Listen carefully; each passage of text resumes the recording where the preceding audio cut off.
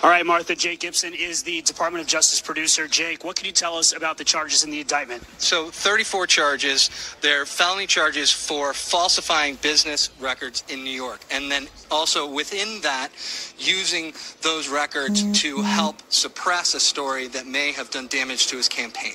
Those are the charges, 34 of them. Mr. Trump walked in, former President Trump walked in. He seemed to have a bit of a swagger. He looked stoic. He looked stone-faced. He pled not guilty. Said not guilty. At some point, the prosecution brought up all of the social media posts that he has put out recently, including the one where he's holding a bat next to DA Bragg. And the prosecution said this is could be looked at as inciting violence, and they wanted Judge Merchan to.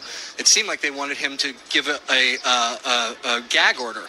Justice Merchan said that no, he wouldn't give a gag order, but he said to Mr. Trump and to his attorneys, I don't want to see this anymore. I don't want to see the next time that I see something like this, I might have a different idea about what I should do. His attorney said that, look, this case they've been investigating this for 3 years. There's been selective leaks that are harming former President Trump, and it's unthinkable that he wouldn't be allowed to defend himself. That is their way of justifying his posts.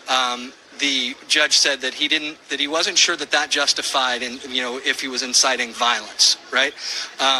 Later, the prosecution also said that there was a conflict of interest with defense attorney Tacopino, that they just received a letter from Stormy Daniels' lawyer wherein they say that he had communications with her, and that's a conflict of interest. Tacopino said that no, that he had never met with her, had never spoken with her, that she called his office looking to hire him, spoke to a paralegal, but he never took her off, he never took her as a client, so that shouldn't be a conflict of interest. Very interestingly, the prosecution wants this to go to trial in January of 2024, and you know what else is in January of 2024 is primary season for the presidential election. Former President Trump's team didn't want anything to do with that. They want to push it further out. However, the judge said, I would like to move expeditiously. There will be motions on both sides. Defense motions will come next, and then the prosecution will have a response. On December 4th, there will be another hearing here where the judge will give his decision on the motions, okay? So that's the next time we have something here, December 4th, in person. President Trump's team, hinted that maybe they didn't want him to come to that hearing. And the judge said it's good if he would come to these hearings. A jury eventually, if there is a trial, would want to see him. And the defense said, right, but think of all the money that was spent with this today, and how much, the burden this put on the city.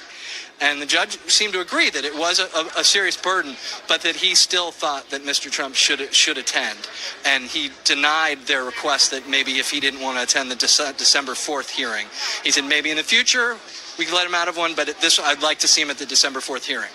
A ton of information. Martha, you can come in at any moment with a question, but I just want to kind of wrap up what you were saying. So the former president will have his next hearing on December 4th here in Manhattan. Correct. There was the talk of the gag order. Judge Merchan was not interested in doing that because he did not think that it was an incitement of violence, the post of the former president. What he said is, I'm requesting that you don't do that. It's a request at this point. It's not an order. It's a request. And he stay off of social media. That he not do things that might be looked as inciting some type of violence, or getting having something that would end up with a protest where someone could be hurt. And he said, now, I'm not going to impose a gag order now. However, if, the prosecution showed the judge the post, they gave him printed copies of them, and he was looking at them, and he said, and if I see these, if I get this passed to me again, I might have a different idea about this. And this is how it works in a lot of trials. Judges consider a gag order to be a pretty severe order. And so he didn't, it seemed like, want to go out there already on the first hearing on arraignment day and go that far. Okay, and it seems like this had to deal with Stormy Daniels and Karen McDougal. Is that right? I didn't hear the name Karen McDougal, but we did hear the name Stormy Daniels. We definitely, her name was mentioned in court today. Okay. Martha, Yeah, Brian, quick question. So that's significant, I think, because one of the things that we were looking to potentially intensify this presentation of this indictment was that we heard David Pecker involved in 2 hearings, and he came back at the end and thought maybe the Karen McDougal's part of the story was going to kind of put some more substance behind this, but it sounds like that's not the case. And so the judge says he wants to move, fairly quickly, and the next hearing isn't until December 4th. Did I hear that right? Yeah, no, you heard that right. So he wants to move fairly quickly, but the next hearing isn't until December 4th. Because there will be motions. I think it's September 19th. In August, there are the motions that the defense can file, and then the prosecution has to respond by September 19th, and then the next hearing would be December 4th. And it is quite a ways off, yes. Did the defense show their cards on the types of motions that they're going to file? For instance, change of venue. Was there a motion to dismiss the case outright? Change of venue was not mentioned. However, when the prosecution laid out, or they talked about a little bit of the background of the charges and launched into a bit of an attack about Mr. Trump's what he's been saying over social media, the defense attorney got up and said, "I didn't know we were doing opening statements today.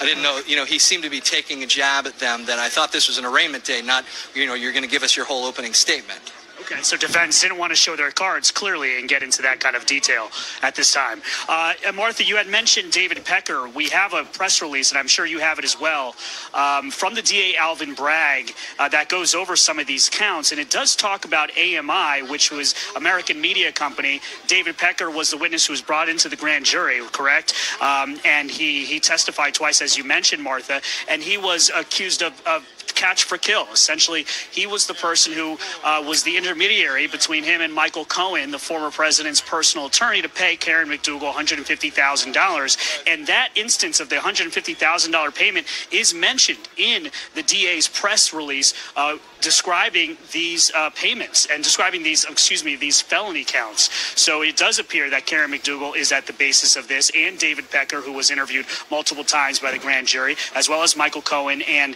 Stormy Daniels. Jake, do you have anything else you'd like to offer us before we send it back over to Martha? I think it's worth noting. I think I brought it up already, but I may not have. That President Trump, former President Trump, definitely glared at the DA Bragg when he left. He seemed to get up, look around the room, because he walked in. Trump was the last one to walk in the hearing, and this was pretty intense. I mean, it's not a huge room, but there's probably 50 reporters in there. There were 15, 20, 25 law enforcement officials that were on the end of each row. So we couldn't really see that well because they're standing up in front, so we can't really see up there. What you really saw well was him enter the room and leave the room. There was Secret Service agents in there. There were the court police. There were just a lot of police in there, and they were very strict with the press. We will kick you out of here. We see a phone, we'll kick you out. People would try to sit up a little bit to look.